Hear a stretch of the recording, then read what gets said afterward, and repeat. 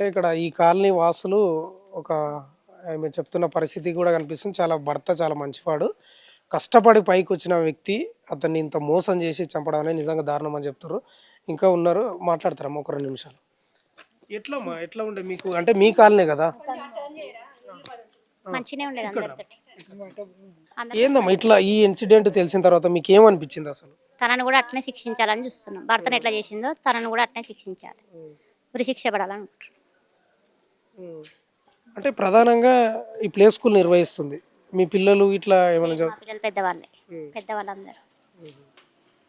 అంటే ఈ యొక్క ఇన్సిడెంట్ తోటి ఒక్కసారిగా మీకు కూడా ఇంత అంటే షాక్లో ఉన్నాం మేము, ఇంకా ఇప్పటి నుంచి చాలా షాక్లో ఉన్నాం అందరం. కాలనీలో ఫస్ట్ టైం ఇక్కడ ఇట్లా కావడం. పోలీసు వాళ్ళు వచ్చి మిమ్మల్ని కూడా ఏమన్నా అడిగినరా? ఏం అడగలేదు. మా సార్ కూడా పోలీసే, మమ్మల్ని ఏం అడగలేదు. అంటే ప్రధానంగా ఆమె వాళ్ళ ప్రియుడు మహేష్ కుమారు ఆ పిల్లగాని ఫ్రెండ్ సాయి కుమార్ ముగ్గురు కలిసి చంపినారు అనేది ప్రధానం. ముగ్గురు కలిసి చంపిరంట. అది మాకు కూడా తెలిసింది. ముగ్గురు కలిసి చంపిరని అంటున్నారు. ఏందమ్మా ఇట్లా భర్త అంత మంచోడు, అంత కష్టపడి పైకి వచ్చినోడు మంచిగా చూసుకునే పోయే కాలం వచ్చింది. తినే అన్నం కాలదనుకుంది.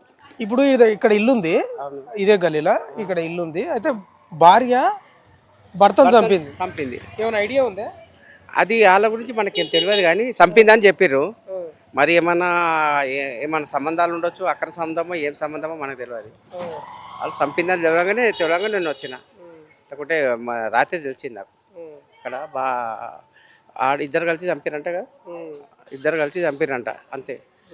అయితే ఇక్కడ వచ్చి చూసారు కల్లా నేను అది తెలియగానే ఇక్కడ వస్తున్నా, అమ్మాయిని విడిచిపెట్టేసి. ఎప్పుడైనా చూసినావా మనిషిని? చూడలే నేను.